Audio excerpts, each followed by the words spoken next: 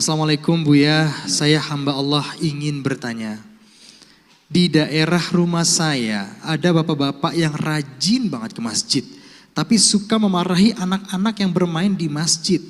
Bahkan kemarin kejadian anak-anak dimarahi saat membangunkan sahur keliling kampung menggunakan beduk masjid. Sampai setelah itu beduknya dia masukkan lagi ke gudang masjid, dan ini sering terjadi setiap tahun di bulan suci Ramadan yang mengakibatkan bulan Ramadan menjadi sepi. Pertanyaan saya, bagaimana kita menyikapi hal tersebut Buya?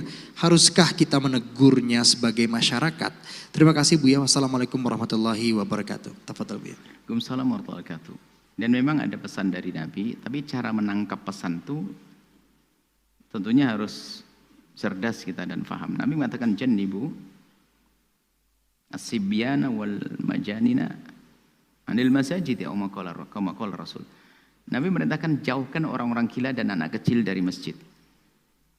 Nah, ini kalau dia tangkap begini, ini langsung nggak boleh anak kecil ke masjid. Akhirnya apa? Ditinggal di rumah, akhirnya bapaknya mikir anaknya di rumah. Sehingga saat bapaknya mending nggak sholat. Tetapi harus yang tahu yang dimaksud. Yang dimaksud adalah jika anak tersebut belum bisa diarahkan dan bakal mengganggu keadaan atau orang melakukan sholat di masjid, nah itu yang harus kita hindarkan. Jadi tujuannya adalah menghindari ketidaknyamanan orang yang sholat di masjid.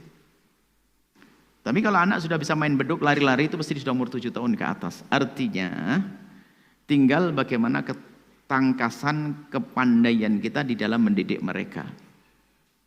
Mungkin diberi mainan yang sehat, mungkin setelah dia main puas dan sebagainya, pas hari ini harus diam, jam ini diam.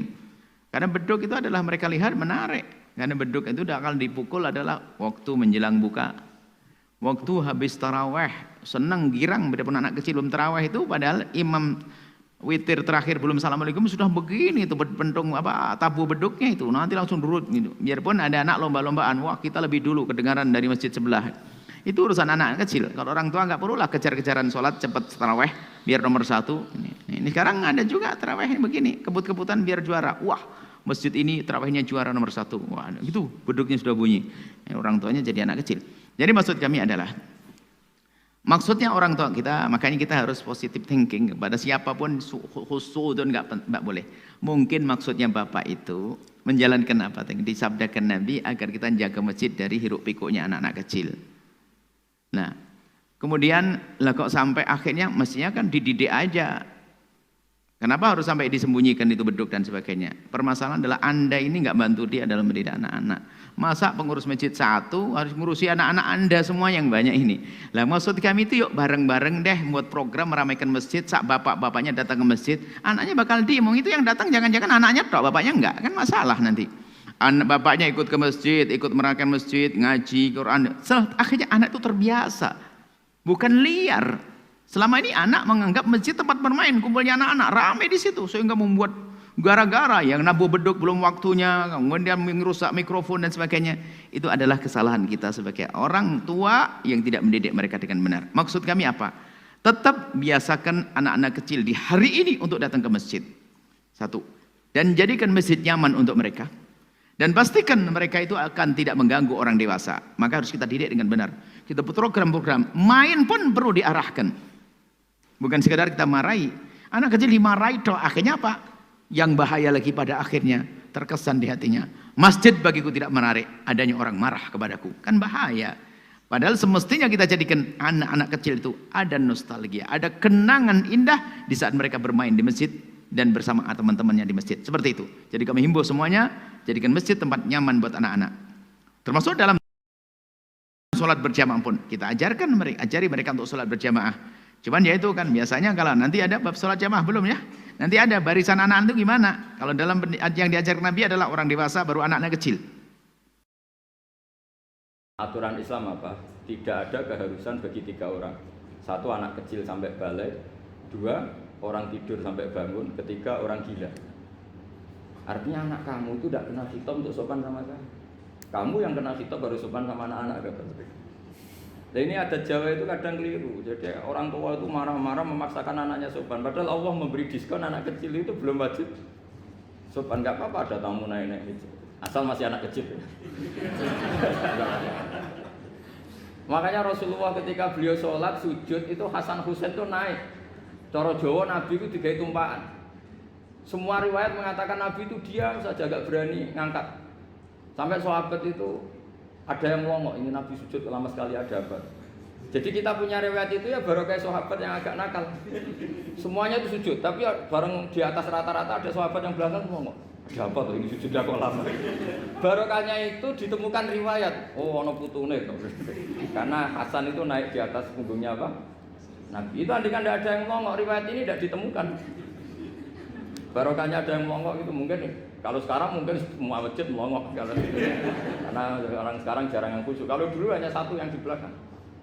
Setelah itu Nabi memberi penjelasan, saya tadi sebetulnya harus mengakhiri sujud saya sesuai aturan umum, tapi ada cucu saya tak biarkan sampai dia puas naik punggung saya, sehingga dia turun baru saya naik.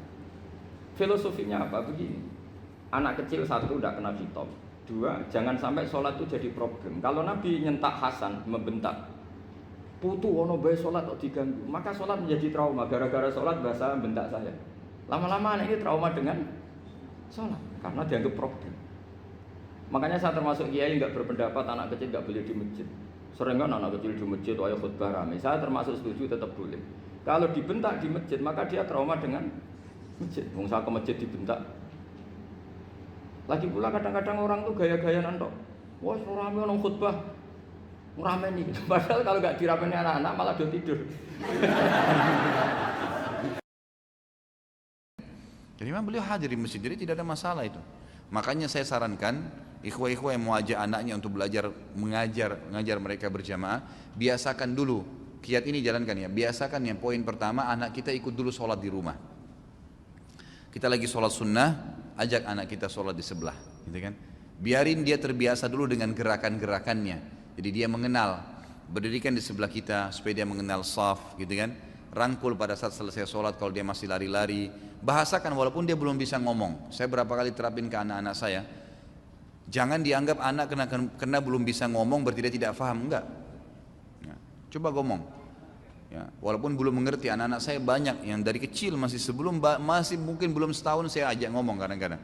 Ya, saya ajak ngomong ya dengan kalimat-kalimat yang saya harapkan supaya jadi baik. Insya Allah jadi anak solihah ya nak, insya Allah jadi anak soleh ya. Dinasihatin, di ngomongin. Kalau saya lagi sholat di sebelah saya sering anak saya laki-laki ikut. Lalu saya setelah dia lari-lari saya ajak lagi duduk ya di sebelah saya nasihatin lagi. Walaupun dia masih belum mengerti, belum 2 tahun, tapi saya ngomong sama dia.